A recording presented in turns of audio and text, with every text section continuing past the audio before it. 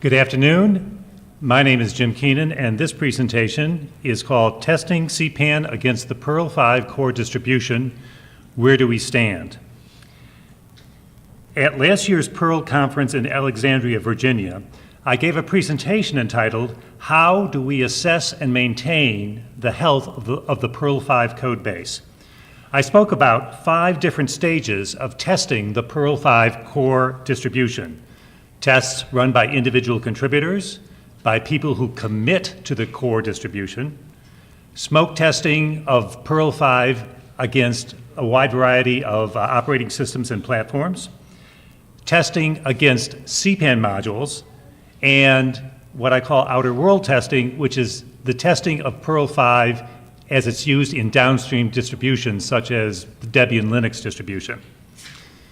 Today's talk is a follow-up to last year's, but today I'm only going to focus on one stage, testing CPAN modules against the core distribution. Some terminology first. The main development branch in the Perl 5 repository is called Bleed, spelled B-L-E-A-D, but pronounced bleed. If we suspect that a commit to Bleed has caused a problem with a CPAN distribution, we call that situation a possible Bleed breaks CPAN situation, or BBC for short. Bleed again, that's the master development. What we want to know is if we make a commit to Bleed and we have a CPAN distribution which previously passed all its tests, but now that distribution fails to configure, build, test, or install against the Perl 5 Bleed, what is that due to? Well, the first thing we do is we file a bug ticket in our bug queue at rt.cpan.org. Then we have to triage to determine the cause of the failure. Was it because we actually committed a defect to Bleed, to the development branch of Perl 5, and that defect caused a failure in a CPAN module? Or perhaps there was a defect in the CPAN module, some suboptimal code that previously worked, but which was exposed as defective by a change to Bleed. Or, more likely, some combination of the above. Well, if the defect is in whole or in part in the Perl 5 core distribution in Bleed, then that bug ticket becomes a blocker for the next production release of Perl 5. Now, I want to stress that we strive for backwards compatibility, but sometimes we have to break things. Most importantly, we have to break things if we have to do a security fix. But sometimes we want to continue the evolution of the Perl 5 language. We want to enable that continued growth, and that requires getting rid of some existing functionality. We understand that a breaking change would disrupt Perl used in production, what you'll sometimes hear referred to as the dark pan. That is, all the CPAN code, all the Perl code that's in production all around the world. We don't have access to the dark pan, so what we do is we use CPAN as a proxy, as a test bed for all the Perl 5 code in the world. So now we have to ask ourselves, how well do we currently test Bleed against CPAN? The answer is not systematically enough. And what we have is a side effect of heavy-duty automated CPAN testing, mostly of new uploads to CPAN.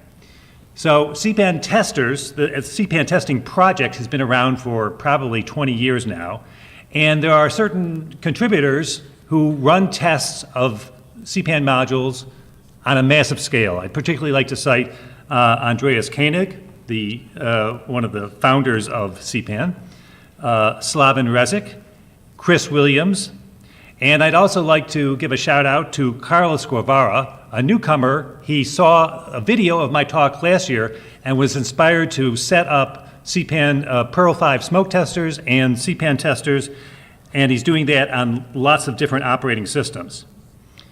So the people who are heavy-duty CPAN testers tend to test CPAN distributions against multiple versions of Perl, going back as far as 5.8 in 2002. And they also tend to test CPAN modules against our monthly development releases of Perl, 5.27.0, 1, and so forth. Sometimes they even test against specific commits to bleed. So if you do this on a massive scale, you're going to find some CPAN modules that break when tested against, say, the latest monthly development release of Perl 5. Well, the people who do this, they have all this data, but they have to scour all the data, which is recorded on cpantesters.org, for reports that are classified as fail. Right? Then the tester has to estimate, is the problem in Perl 5 bleed? Is it in CPAN? Or is it in some mix of the two? In the Perl 5 core distribution, we have a very interesting program, porting bisect.pl. It's a wrapper around get bisect on steroids.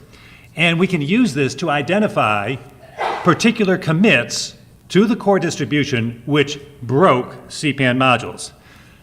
This program is effective, but it's very time-consuming.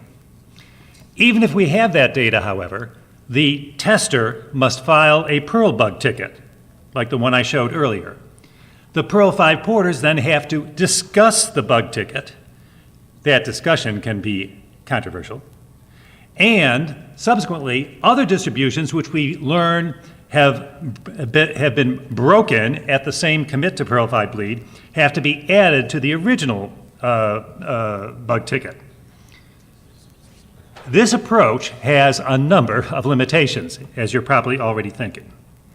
It requires deeply committed CPAN testers to test modules and to maintain the testing infrastructure itself. It means that we're dependent upon cpantester.org's or operational status, particularly since the last Perl Toolchain Summit, which was held in Oslo in April of this year. cpantesters.org has been functioning very well, in my opinion.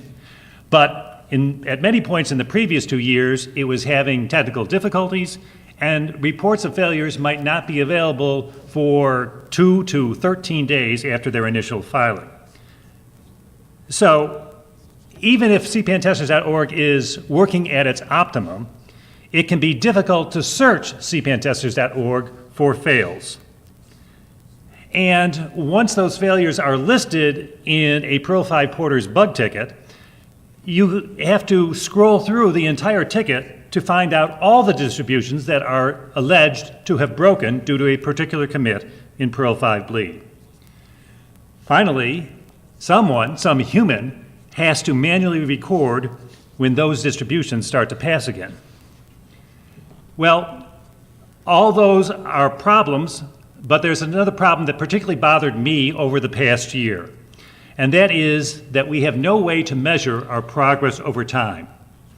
We being the Perl 5 porters in this case, we have no way to measure how does the number of currently broken CPAN distributions compare to, say, last month in the same annual development cycle. How does it compare to the same time last year in the previous development cycle? We can't answer that question. And if we can't answer that question, that limits our ability to hold Perl 5 committers. It limits their ability to anticipate possible breakage in CPAN when a commit is made to the development branch of Perl. And it also limits Perl 5 porters' ability to hold ourselves, the committers, accountable for CPAN breakage. So we have multiple problems, and in my opinion, we need multiple solutions. No one solution will address all these limitations, but any proposed solution should address some of them. So what follows is my criteria for improving our testing against CPAN and my solution. Well, first of all, I think that we should not depend upon cpantesters.org as the source of test reports. Other people, including other people sitting in this room, will take different approaches, and that's fine. We just should not invest 100% of our focus on that website.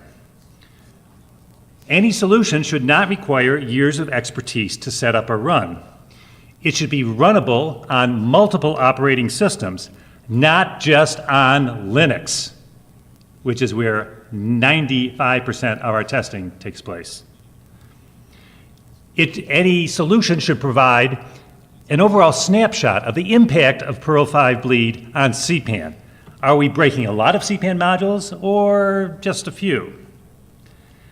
That snapshot should be available within 24 hours of the release of a particular commit or of a monthly development release of Perl. And it should be oriented towards the needs of the Perl 5 porters.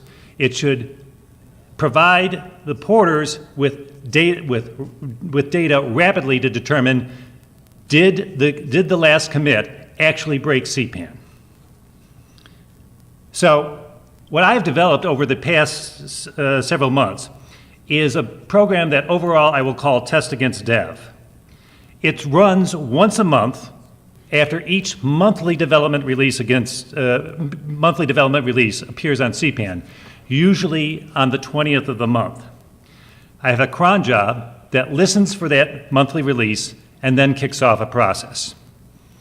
Now, in principle, we could do this on any given commit to bleed, but I found that running against the monthly development release is easier to schedule, and perhaps more important, it provides a basis for easily understood time series data. So what I do, and I'll first describe the process in general terms, and then I'll go into some specific CPAN modules implementing the process, is I download the monthly dev release from CPAN via FTP, I build and install that Perl, and then I install Miyagawa's CPAN-M or CPAN- utility against that Perl, and then I use that CPAN-M utility to install a selected subset of CPAN distributions against that Perl. You may wonder which subset. We'll get to that in a minute. Now, when you use CPAN-M, it creates a file, generally speaking, underneath your home directory called build.log. And the test against dev process parses that log. It creates a little JSON file for each of the modules that you attempted to install in that run of CPAN-M. And then it analyzes that JSON and creates pipe-separated values files, .psv files, and those are suitable for opening in spreadsheets, such as LibreOffice, and with a bit more difficulty in, what was that Microsoft spreadsheet program? Excel. Right. And then we aggregate the results for a given month with the results from the previous month. So we have a time series of data for a given Perl 5 annual development cycle. I look at that data, and then I've been manually posting a little report on that data to the Perl 5 porters mailing list. To implement this, I created several CPAN modules. The overall wrapper is called Test Against Dev. What it wraps around, first of all, is a module called Perl Download FTP, that its name pretty much describes what it does. And then I have another module called, take a breath before you say this, CPAN Reporter Retain Reports. Now, why that long name? Well, because we're using Miyagawa's CPAN-M for short, utility, and then Breno de Oliveira, known to us as Garu on IRC, has written a module called App CPAN-Reporter that parses the CPAN-M build log and then shoots off a report to the CPAN testers database, and that becomes the basis of something that appears on cpantesters.org. This is very similar to the module CPAN Reporter, which you use with Andreas Koenig and Brian Foy's CPAN utility. So the problem with those is if you have a high volume tester using them, they generate tens of hundreds of thousands of reports on your disk. It would fill up. So they don't retain the reports on disk once they've sent them off to CPAN. For our purpose, however, we do want to retain those reports. We want to be able to look at each file of, say, 1,000 modules and say, well, what's the problem with this against Perl 5 bleed? So I wrote something that takes Garo's code and analyzes it and retains the reports on disk, hence the name of this module. So earlier I said we test a selected subset of CPAN. Well, why not test all of CPAN? The problem is we have modules that are operating system specific, modules that are outdated or abandoned.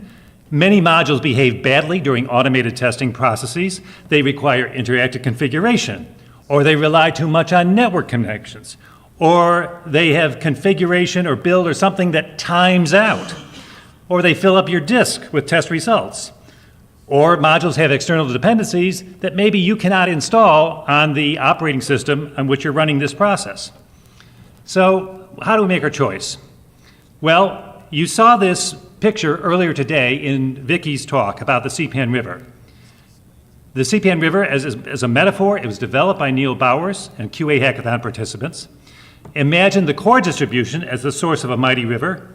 CPAN distributions increase the volume of water in the river. The river eventually flows into the sea, which is all Perl code everywhere, but pollution upstream causes pollution downstream.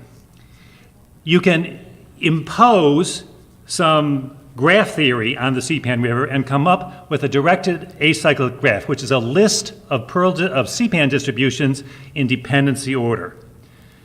So what I did during the past year was took the top 1,000 of the CPAN river, the farthest upstream distributions, as a proxy for all of CPAN. And on my Linode, I installed a monthly dev release, CPAN, and then I fed the top 1,000 to CPAN-M. I used tests against dev to parse the build log, and I wrote PSV files suitable for spreadsheets, and then I reported to the Perl 5 mailing list. This was good in the sense that it ran for several months on my Linode, and we generated the monthly reports, and by about March or April, some of the people were actually making use of the data in evaluating the Perl 528 readiness of bleed. But the problem was that it was a one-person process, it was only partially automated, 1,000 distributions is too shallow a test. So for the upcoming development cycle, I want to do some things differently. I want to test 3,000 distributions during the 529 dev cycle. I want it to run in a more professional way, more fully automated, managed with input from more experienced sysadmins, and I want to run this in a way that strengthens open source communities. So what we've done, we in New York Perl mongers have entered into a negotiation with New York City BSD user group, and they've generously granted us access to the servers in their data center and access to the system expertise of some people like Mark Saad and George Rosamond. And in addition to that, we got some assistance a couple months ago from Philadelphia Perl mongers. John Carr, Walt Mankowski, and Thomas McKernan. They analyzed sets of 10 CPAN distributions each, distributions that were getting a fail, and they analyzed the cause of the failure, created patches or pull requests that they sent to the authors, all so that we can have a better basis on which to test Perl in the 529 development cycle. And in New York, when I say we, I principally mean myself and Andrew Villano, a veteran new to Perl mongers, but a veteran system administrator.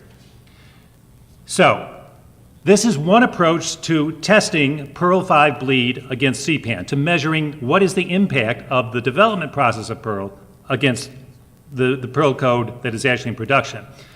There are other possible approaches. Ryan Voots, known on IRC as SimCop 2387, has been in the process of developing something, and Todd and Nicholas and other Houston Perl mongers have also been working on this, but unfortunately, as of the time of preparation of this test, I don't actually know where these other developments stand. But in any case, this is where we stand at hoping that we will get 528 out soon, and that we can then measure in the upcoming 529 development cycle, we can measure the impact of changes in Perl 5 bleed against a much larger set of CPAN. I'd like to thank the sponsors of the Perl 5 Core Hackathon in Amsterdam, Booking, cPanel, and all the other companies that you know about. Give shout outs to David Golden for the MongoDB-based program with which we calculate the CPAN River, and to Neil Bowers for raising consciousness about the CPAN River and for supplying 2 images for this talk. In the slides, you'll have lots of references, and there are actually bonus slides that we don't come to here. So thank you very much.